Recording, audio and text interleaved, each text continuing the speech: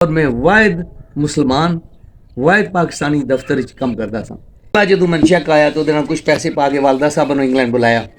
उस brief case नाल मैं मिलियंस के हिसाब नाल बिजनेस किया। ओवरसीज पाकिस्तानी वास्ते पहली दफा इस्लामाबाद साढ़े वास्ते अदालत बनी है ते उस गेट जन्नत दाखिल होंगे उस गेट का नाम है रियान। इन बंदे की ईमानदार होना चाहिए। कारोबार करने लगे एक किसी नाल लड़ाई नहीं करनी, नंबर 1।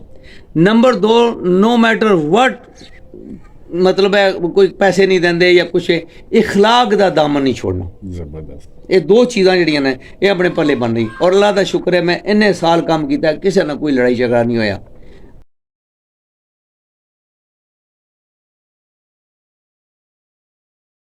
आज एक बड़े खूबसूरत इलाके बड़ी सोहनी जगह पर अस खलते हुए हैं, बड़ी तारीखी जगह पर खलते हुए हैं। मैं थोड़ा जिहा इस इलाके ने पहले तुहानू तारफ कराई जुला, फिर इस तो बाद तुहानू दसा अज केड़े बंदे के मिलसा और की जो बंदा है। बड़ा ही तारीख साज जहा बंदा है, बड़ा इस इलाके नहीं समझी कि पहचान बनना पै जी और बहुत ही मेहनत करीदा है अपने आप की अपर उसांदा जी। फिल वक्त मैं तुहानू इलाके ने तारफ कराई जुला। माड़े पिछे तुहां तक दंदियां नजर आइया पे उसन और एक नाला भी जाना पाया। इसकी आहले कांसी गुजरहाना वाली कांसी है जी जी मंगला डैम भी जानी और दंदियां तो तक से बड़ी खूबसूरत जी। और इसने पीछे इसने अपर बल्कि किसी के थिया हुआ है, थिया दंदी थिया या थिया खास इसके साथ आखने हम। उस अलावा अगर थोड़ा जहा कैमरा इधर मारो तो कि इधर दसा कि अपर जो है ना थिया दमयाल है और दुआ अपना थिया हुआ है। और इस इलाके च बाबा बेराम चिश्ती नहीं एरिया आ जाना। फिर उस बाद इस साइड तक टोक मल आ जानी है, सराई राजगां सराई सैदा आ जाना है जी। और इधर असा जिस ग्रां च असा जाना है इस टाइम असा इस ग्रां की आखने हथिया पाइन। हथिया पाइन च जिथे बड़िया बड़िया मशहूर और तगड़िया शख्सियत ना अज एक बड़ी तगड़ी शख्सियत नाल तुसा के मिलासा जिसका नाम चौधरी खालिद फखरे हथिया दमयाल बल्कि फखरे हथिया पाइन है जी। और इन्होंने मैं तुहां के मिलासा और इन्होंने गल्लां बातां पासा तुसा जरूर इन्हों तो इंस्पायर हो खुश हो कि इतनी मेहनत करी है कुछ अपने इस टाइम अपने आप कि केड़े मुकाम पर खड़ा किया हुआ जी। जी बिल्कुल असा इस टाइम पहुंची हैं जी हथिया पाइन च। और हथिया पाइन का खूबसूरत नज़ारा माशाल्लाह, जंडियाँ बलूटे बकरियाँ डंगर और बहुत इस टाइम खूबसूरत जहा नज़ारा है। तो असा माशाल्लाह रयान हाउस को भी पहुँचे हैं चौधरी खालिद साहब ने घर और तुसें घर भी दसने और चौधरी खालिद साहब ने मुलाकात कराने है जी। माशाल्लाह तुहां तक सो बहुत ही खूबसूरत जहा घर और रयान हाउस चौधरी साहब के असा कॉल की भी है। चौधरी साहब और साड़ा वेट कर ले वे माशाल्लाह इन्होंने घर बड़ा ही खूबसूरत जहा और बड़ी खूबसूरत जी शख्सियत है जी थिया पाइन। तो इंशाल्लाह इन्होंने गप शप लासा तुम भी महजूज हो सो और मैं भी महजूज हाँ। अच्छा तुम मुलाकात कराइए जी। असा पहुंचे हैं चौधरी खालिद साहब को और चौधरी मोहम्मद साजिद परवेज साहब इन्होंने भाई ना इन्होंने को असा पहुंचे हैं। अस्सलाम वालेकुम चौधरी साहब। वालेकुम सलाम। क्या हाल है? अल्हम्दुलिल्लाह ठीक है जी बिल्कुल अल्लाह का बड़ा शुक्र है जी। ये ओ हस्ती ने जी हथिया पाइन ने जिन्होंने मैं तुसा दसन ला सा कि बहुत माशाल्लाह मेहनत करने वाले बंदे ना और बहुत इस टाइम अल्लाह ताला ने इज्जत दी है और एक खास मकाम पर ना। अच्छा जुला अप्पा जरा पेने किसी खास लोकेशन पर और इन्हें गप शप लाने। अच्छा बिल्कुल असा रयान हाउस चौधरी खालिद साहब जेडे कि थिया पाइन ने तलक है हाल मकीम इंग्लैंड ना अच्छे बिजनेसमैन ना। मैं गल्लां घट बासा इन्हें की मौका जरा ज्यादा दसा। पहला ही सवाल पूछा कि चौधरी साहब तुसा इंग्लैंड कदों गए हो? मैं जी कोई वर्नैकुलर फाइनल का इम्तिहान दिता मिडल का जन नजार इम्तिहान होया इस्लामिया स्कूल गुजर खान। उस तो कोई 2 महीने बाद मैं इंग्लैंड चला गया। 2 या चंद महीने बाद 67 2 अक्तूबर मेरे वाल साहब थे सन सके मामू और इस ग्रां चो पहले इंग्लैंड जाने वाले सन। अच्छा तो उन्होंने फिर मेरी अपने को लै गए उन्होंने पढ़ाया उत्थे मैं ओ लैवल किए और फिर ए लैवल बिल्कुल 1 महीना रहा सी इम्तिहान जब मेरी फिर शादी हो गए थे अपनी खाला की बेटी नाल। और मैं इतना खुशकिस्मत सा कि जिस कंपनी में काम किया 300+ बंदा काम करता सी और मैं वाहिद मुसलमान वाहिद पाकिस्तानी दफ्तर काम करता था। एक सिंह सी जिहड़ा मेरा इंचार्ज सी और एक हिंदू सी और उन्होंने बड़ी ख्वाहिश सी कि एक किसी तरीके इन्हूं कढवा दईए ਤੇ ਉਹ ਫਿਰ ਮੈਂ ਪੜ੍ਹ ਲਿਆ ਕਿ ਇਹ ਕਿਸੇ ਨਾ ਕਿਸੇ ਤਰੀਕੇ ਨਾਲ ਮੇਰੇ ਕੰਡਾ ਖਿੱਚ ਦੇਣਗੇ। ਤੇ ਫਿਰ ਮੈਂ ਇੱਕ job apply job notice board ਤੇ ਲੱਗੀ ਸੇਲਸ ਕੋਰਸਪੋਂਡੈਂਟ ਦੀ, ਤੇ ਮੈਂ ਉਹ ਅਪਲਾਈ ਕੀਤੀ, ਮੈਨੂੰ ਮਿਲ ਗਈ। ਤੇ ਫਿਰ ਮੈਂ ਸੇਲਸ ਵਿੱਚ ਕੰਮ ਕੀਤਾ। ਫਿਰ ਮੇਰਾ ਸਾਰਾ ਤਲਕ ਹੀ ਸੇਲਸ ਨਾਲ ਕਨੈਕਟਡ ਆ। ਉਹ ਕੰਪਨੀ ਸੀ ਜਿਹੜੀ ਦੁਨੀਆ 'ਚ ਬਿਗੈਸਟ ਗੈਸਕਟ ਮੈਨੂਫੈਕਚਰ ਸਨ, ਯਾਨੀ ਆਟੋਮੋਟਿਵ ਇੰਡਸਟਰੀ ਜਿਹੜੀ ਕਾਰਾਂ ਬਣਦੀਆਂ ਨੇ ਇਹਨਾਂ 'ਚ ਉਹ ਜਿਹੜਾ ਗੈਸਕਟ ਪੈਂਦਾ ਹੈ। ਤੇ 23.5 ਸਾਲ ਮੈਂ ਉੱਥੇ ਨੌਕਰੀ ਕੀਤੀ। ਮੈਂ ਉਹਨਾਂ ਨੂੰ ਕਹਿੰਦਾ ਸੀ ਮੈਨੂੰ ਰਿਡੈਂਡੈਂਸੀ। ਫਿਰ ਮੈਂ ਇਤਫਾਕ ਨਾਲ ਮੇਰੀ ਵਾਲਦਾ ਆਏ, ਮੈਂ ਨਿਆ ਡਬਲ ਗਲੇਜ਼ਿੰਗ ਦਾ ਕੰਮ ਸ਼ੁਰੂ ਕੀਤਾ। ਡਬਲ ਗਲੇਜ਼ ਖਿੜਕੀਆਂ ਐਲੂਮੀਨੀਅਮ ਦੀਆਂ। ਪਹਿਲਾਂ ਜਦੋਂ ਮੈਨੂੰ ਚੈੱਕ ਆਇਆ ਤਾਂ ਉਹਦੇ ਨਾਲ ਕੁਝ ਪੈਸੇ ਪਾ ਕੇ ਵਾਲਦਾ ਸਾਹਿਬ ਨੂੰ ਇੰਗਲੈਂਡ ਬੁਲਾਇਆ। ਫਿਰ ਮੈਂ ਕੀ ਕਹਿੰਦੇ ਨੇ ਇੱਕ ਸ਼ਾਮ ਨੂੰ ਪਾਰਟ ਟਾਈਮ ਇੱਕ ਰੈਸਟੋਰੈਂਟ ਕੰਮ ਕਰਦਾ ਸੀ, ਉਹ ਵਾਲਦਾ ਸਾਹਿਬ ਨੇ ਛੁਡਾ ਦਿੱਤਾ।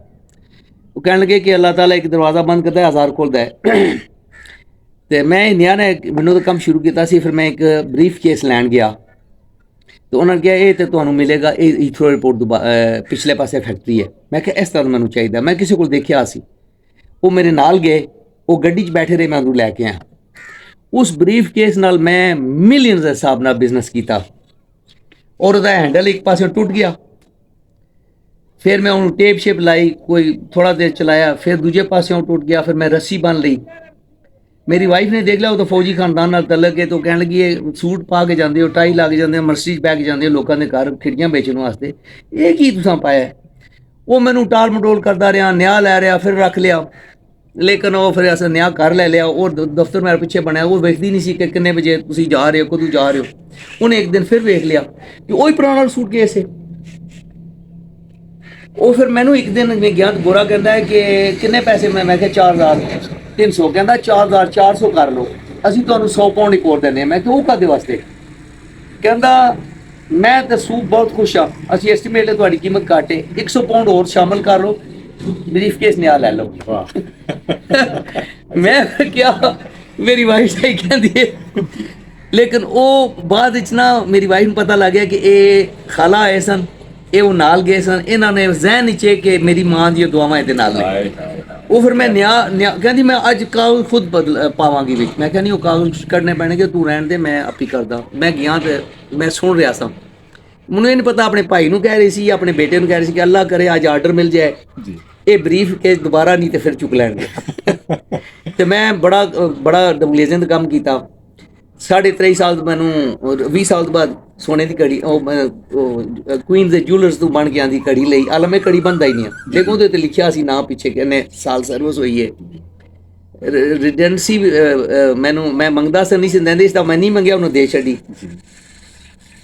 ਮੈਨੂੰ ਉਸ ਤੋਂ ਬਾਅਦ ਸੇਲਸ ਡਾਇਰੈਕਟਰ ਦੀ ਨੌਕਰੀ ਮਿਲ ਗਈ, ਯਾਨੀ 1993 ਚ just under 50,000 pound as a sales director. ਇਹ ਜਿਹੜੀ ਖਿੜਕੀਆਂ ਦੀ ਕੰਪਨੀ ਸੀ। ਉਹ ਮੈਂ 6 ਮਹੀਨੇ ਕੰਮ ਕੀਤਾ। ਮੇਰਾ ਅਕਾਊਂਟੈਂਟ ਕਹਿੰਦਾ ਤੂੰ ਬੜਾ ਫਨੀ ਬੰਦਾ ਹੈ, ਤੂੰ ਇਹ ਫੁੱਲ ਟਾਈਮ ਆਪਣਾ ਕਿਉਂ ਨਹੀਂ ਕੀਤਾ? ਮੈਂ ਫਿਰ ਛੱਡ ਕੇ ਆਪਣਾ ਫਿਰ ਫੁੱਲ ਟਾਈਮ ਕੰਪਨੀ ਚਲਾਈ ਔਰ ਅਲਹਮਦੁਲਿਲਾ ਨੈਵਰ ਲੁੱਕ ਬੈਕ। ਇੱਕ ਰੋਡ ਦੇ ਉੱਤੇ ਸਲੋ 'ਚ 44 ਘਰਾਂ 'ਚ ਮੇਰੀਆਂ ਖਿੜਕੀਆਂ ਲੱਗੀਆਂ। ਜ਼ਬਰਦਸਤ। 44 ਉੱਥੇ ਦੀ ਬਹੁਤ ਬੜੀ ਕੰਪਨੀ ਹੈ, ਐਵਰੈਸਟ ਔਰ ਐਂਗਲੀਅਨ ਔਰ ਦਿਸ ਨੇ। ਸੋਚ ਵੀ ਨਹੀਂ ਸਕਦੇ ਕਿ ਇੰਨੀਆਂ ਘਰਾਂ 'ਚ ਖਿੜਕੀਆਂ ਲਾਈਆਂ ਹੋਣੀਆਂ ਨੇ। ਤੇ ਹੋਮ ਆਫਿਸ ਜਿਹੜਾ ਤੁਹਾਨੂੰ ਇਨਡੈਫੀਨਿਟ ਮੋਹਰ ਲਗਾਉਂਦੇ ਨੇ, ਜਿਹੜੀ ਜਿਹਨੂੰ ਮਿਨਿਸਟਰੀ ਆਫ ਇੰਟੀਰੀਅਰ ਕਹਿੰਦੇ ਹੋ, ਉਹਦੇ 'ਚ ਜਨਾਬ ਹੋਮ ਆਫਿਸ ਦੇ ਇੱਕ ਇੰਟਰਵਿਊ ਰੂਮ ਹੈ ਜਿਹਦੇ ਇਸ ਨਾਚੀਜ਼ ਪਾਕਿਸਤਾਨੀ ਦੀ ਕੰਪਨੀ ਦੀਆਂ ਖਿੜਕੀਆਂ ਲੱਗੀਆਂ ਨੇ। ਤੇ ਬੜੇ ਲਾਰਡਸ, ਬੜੇ ਵਕੀਲ ਤੇ ਤਰ੍ਹਾਂ ਦੇ ਬੰਦੇ, ਮੁਖਤਲਿਫ ਸ਼ੋਭਾ ਜ਼ਿੰਦਗੀ ਦੇ ਬੰਦੇ ਨੇ ਜਿਨ੍ਹਾਂ ਦੀ ਮੈਂ ਖਿੜਕੀਆਂ ਵੇਚੀਆਂ। ਮੇਰਾ ਆਪਣਾ ਸ਼ਹਿਰ ਜਿਹੜਾ half of the police force ਦੀਆਂ ਖਿੜਕੀਆਂ ਲੱਗੀਆਂ ਨੇ। CID ਤੇ ਟ੍ਰੈਫਿਕ ਤੇ 2 ਇੰਸਪੈਕਟਰ ਜਿਨ੍ਹਾਂ ਦੇ ਘਰ, ਪੁਲਿਸ ਵਾਲੇ ਜਿਨ੍ਹਾਂ ਦੇ ਘਰਾਂ 'ਚ ਮੇਰੀਆਂ ਖਿੜਕੀਆਂ ਲੱਗੀਆਂ ਨੇ। ਤੇ ਅੱਲਾਹ ਤਾਲਾ ਦੇ ਬੜਾ ਦੇਣ ਹੈ। ਫਿਰ ਕਰਦਿਆਂ ਫਿਰ ਮੈਂ 35 ਸਾਲ ਇਹ ਕੰਮ ਚਲਾਇਆ। ਫਿਰ ਮੇਰਾ ਬੇਟਾ ਜਿਹੜਾ ਦੁਨੀਆ ਦੇ ਬਿਗੈਸਟ ਇਨਵੈਸਟਮੈਂਟ ਬੈਂਕ ਹੈ ਉਹਦੇ 'ਚ ਕੰਮ ਕਰਦਾ ਸੀ। ਉਹ ਪੂਰੇ ਯੂਰਪ ਦੇ ਵਿੱਚ ਉਹਦਾ IT ਸੀ। ਫਿਰ ਉਹਨੂੰ ਜਦੋਂ 10 ਸਾਲ ਤੋਂ ਬਾਅਦ ਉਹਨੂੰ ਕੋਈ ਜੌਬ ਚੇਂਜ ਕਰ ਰਹੇ ਸੀ ਤਾਂ ਉਹਨੇ ਕਿਹਾ ਮੈਨੂੰ ਤੁਸੀਂ ਫਾਰਗ ਕਰ ਦਿਓ। ਉਹਨੂੰ ਗੋਲਡਨ ਹੈਂਡਸ਼ੇਕ ਮਿਲਿਆ ਤਾਂ ਉਹਦੇ ਨਾਲ ਫਿਰ ਅਸੀਂ ਕਾਫੀ ਪ੍ਰਾਪਰਟੀ ਖਰੀਦ ਲਈ। ਫਿਰ ਮੈਂ ਕੰਮ ਬੰਦ ਕਰ ਛੱਡਿਆ। ਫਿਰ ਉਹਦੀ ਮਦਦ ਕਰਨ ਵਾਸਤੇ ਫਿਰ ਦੁਬਾਰਾ ਕੰਮ ਸ਼ੁਰੂ ਕਰ ਦਿੱਤਾ। ਫਿਰ ਉਹ ਆਪਣੇ ਅਲੱਗ ਨਏ ਘਰ ਬਣਾਉਂਦਾ ਹੈ, ਮੈਂ ਲੋਕਾਂ ਦੇ ਬਣਾਉਂਦਾ। ਮੈਂ ਬਸ ਇੱਕੋ ਹੀ ਅੱਲਾਹ ਤਾਲਾ ਦਾ ਬੜਾ ਸ਼ੁਕਰਗੁਜ਼ਾਰ ਹਾਂ ਜੀ ਕਿ ਇੱਕ ਤਾਂ ਮੈਂ ਨਾਤ ਖਵਾਂ, ਤੁਹਾਨੂੰ ਨਹੀਂ ਪਤਾ, जी जी और जदों मैं नात पढ़नी शिखी मेरे हालात ही बदल गए जबरदस्त और हजूर ने जदों ते तारीफ शुरू की है कोई ना कोई जहाज विच मैनूं बंदा मिल जाता है तो मैं कहा तुसीं जानते हो जी मैं कहा मैं तुहानूं नहीं जानता कहंदे जी असीं तुहानूं जानते तुसीं फलां जगह नात पढ़ी है वाह वाह और उस तो पहले जेह्ड़े कोई अपने पुराने कस्टमर मिल जाते ते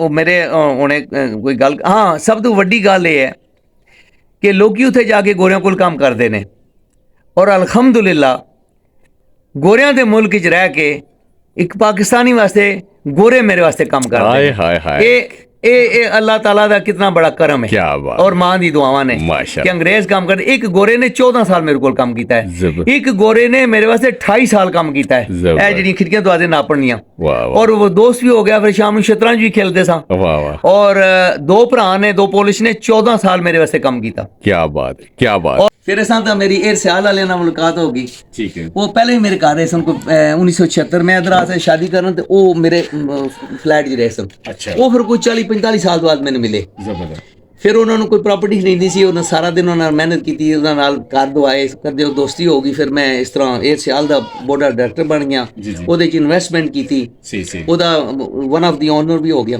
ਠੀਕ ਹੈ। ਆਟੋਮੈਟਿਕਲੀ ਜਦੋਂ ਤੁਸੀਂ ਸ਼ੇਅਰ ਖਰੀਦਿਓ ਤੇ ਇਹ ਹੁਣ ਮੈਂ ਆ ਰਿਹਾ ਸਾਂ ਕੋਈ ਆਪਣਾ ਜ਼ਾਤੀ ਕੋਈ ਇੱਥੇ ਸਲੋਕ ਦਾ ਮਸਲਾ ਸੀ ਅੱਛਾ, ਆਪਣੇ ਘਰ ਦਾ ਆਪਣੇ ਮੇਰੇ ਭਰਾ ਨੇ ਕਜ਼ਨ ਨੇ जी ਤੇ ਉਹ ਐਮਬੈਸੀ ਚ ਮੇਰਾ ਇੱਕ ਬੰਦਾ ਲੰਡਨ ਐਮਬੈਸੀ ਦੋਸਤ ਨੇ ਤੇ ਉਹਨੇ ਕਿਹਾ ਤੁਸੀਂ ਇੱਕ ਹਫਤਾ ਪਹਿਲੇ ਚਲੇ ਜਾਓ ਤੇ ਉੱਥੇ ਪਹਿਲੀ ਐਨੂਅਲ ਓਵਰਸੀਜ਼ ਪਾਕਿਸਤਾਨੀ ਬਿਜ਼ਨਸਮੈਨਾਂ ਦੀ ਕਨਵੈਨਸ਼ਨ ਹੋ ਰਹੀ माशाल्लाह ਉਹਦੇ ਚ ਮੈਂ ਜੁਆਇਨ ਕੀਤਾ ਸੀ। ਆਰਮੀ ਚੀਫ ਆਏ ਨੇ ਉਹਨਾਂ ਨੇ ਇੱਕ ਦਿਨ ਸਾਨੂੰ ਡਿਨਰ ਦਿੱਤਾ ਇੱਕ ਦਿਨ ਉਹਨਾਂ ਨੇ ਸਾਨੂੰ ਖਿਤਾਬ ਕੀਤਾ ਦੂਜੇ ਦਿਨ